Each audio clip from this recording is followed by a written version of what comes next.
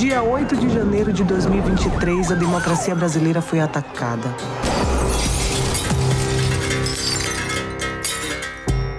Mas democracia é uma ideia, um regime político.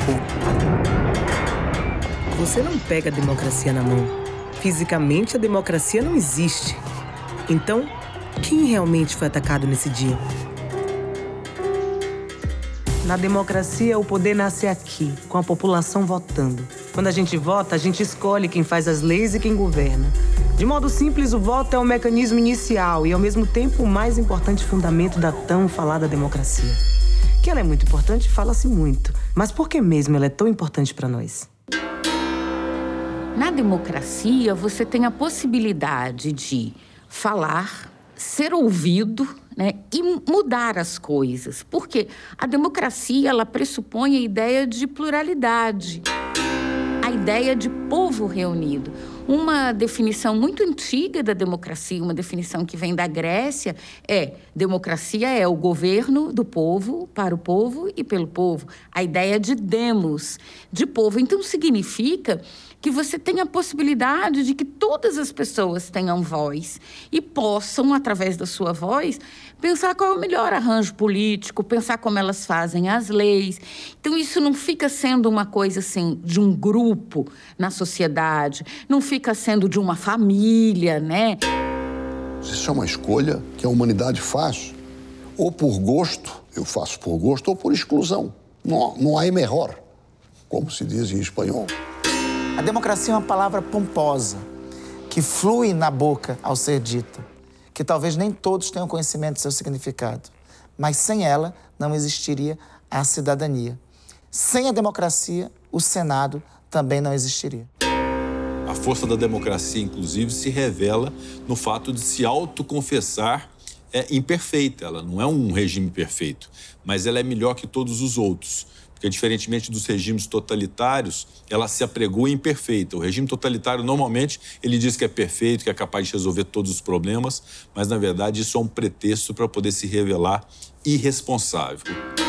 Numa situação que você tem só um grupo mandando, fazendo as leis, dando as ordens, a discordância pode ser fortemente punida.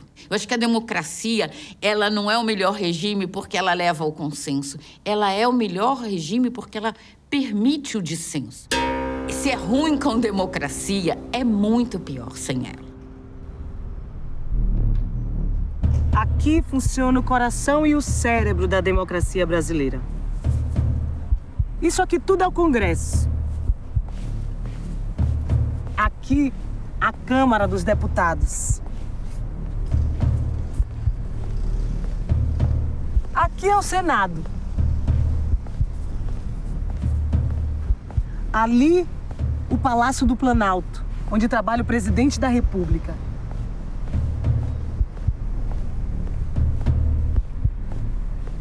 E ali, o STF, a instância máxima da justiça. Em março de 2024, o Senado brasileiro faz 200 anos. Então vale perguntar, afinal, qual é a importância do Senado na história do Brasil e no dia a dia dos brasileiros? Para saber essa resposta, a gente precisa entender o que acontece aqui, dentro dessa famosa abóbora.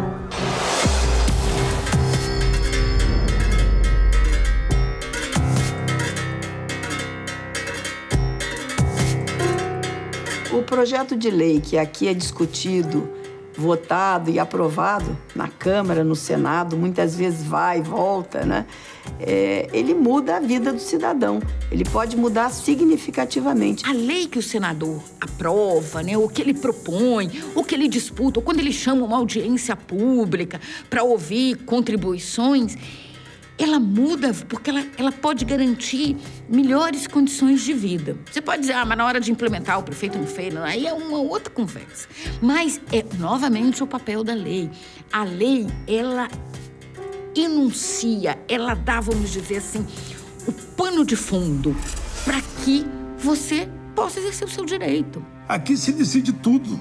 O pão que você recebe, a educação que chega para os seus filhos, o transporte, a roupa, a tua casa, a infraestrutura, a segurança pública, tudo passa aqui dentro do Senado da República. Nós somos todos a República Federativa do Brasil e o papel dos senadores é essa defesa com base no que está lá, no conjunto de coisas que estão definidas na Constituição. Aqui é uma casa de bons generalistas. Aqui você precisa aprender economia, aqui você precisa entender de saúde, entender de educação, entender de meio ambiente. O fato de ser 8 anos esse mandato, ele não precisa agradar o governo novo. Ele pode se comprometer com a sociedade, ele pode se comprometer com a população brasileira a longo prazo. E ele vai estar ali podendo construir não uma política, uma lei simples, né, de uma página. Ele pode estar ali se preparando para construir um estatuto. Esse é o plenário do Senado. Aqui a história do Brasil se transforma. Como? Os avós dos meus avós eram escravizados. Apesar de ser uma violência extrema e inaceitável, muita gente defendia a escravidão no fim do século XIX.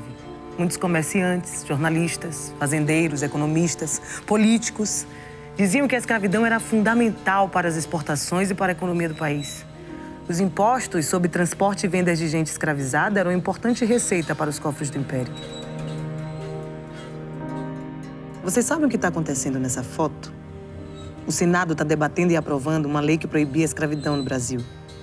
A proposta da Lei Áurea foi apresentada ao Senado pela princesa Isabel. Por ser filha do imperador, ela era senadora.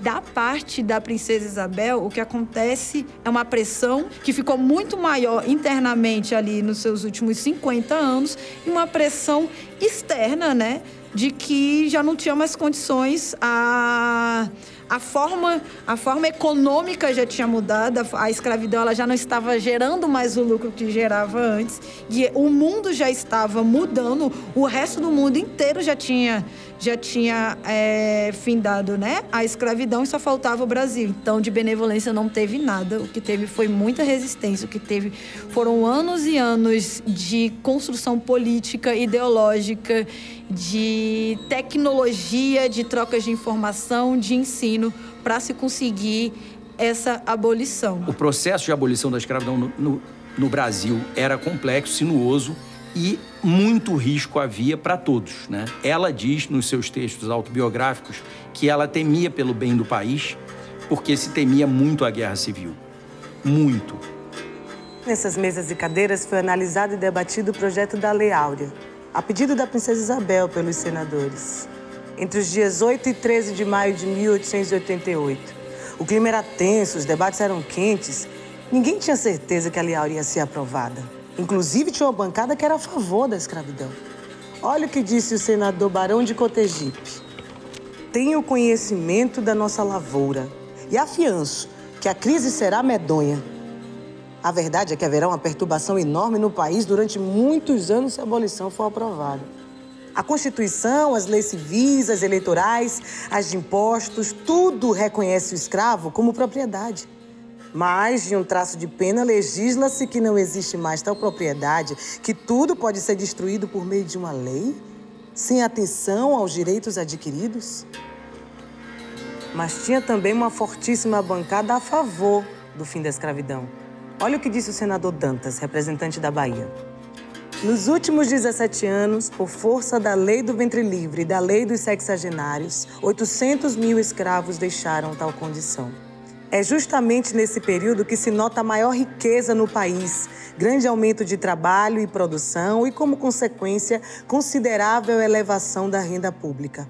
Se foram essas as consequências da diminuição do trabalho escravo em mais da metade, o que se deve esperar é que o desaparecimento de 600 mil criaturas escravas não produzirá a nossa ruína. Antes, aumentará a nossa prosperidade, graças ao trabalho livre e nobilitado. E tinha também uma bancada que era conservadora, mas que era a favor do fim da escravidão, que era o caso do senador João Alfredo de Pernambuco. Olha o que ele falou. Muito infeliz foi o Brasil herdando a escravatura. Porém, mais infeliz será se a sua extinção não for conseguida mediante sábias cautelas e previsões. Ninguém aspira à extinção com mais ardentes votos do que eu. mas desejo a reforma com espírito e processo conservadores. Depois de muita discussão, os senadores votaram. A decisão não foi unânime. 5 senadores votaram pela continuidade da escravidão. Mas a imensa maioria decidiu pelo fim da escravidão no país. A decisão do Senado naquele dia mudou meu destino, o destino de muitos de nós e o futuro do Brasil.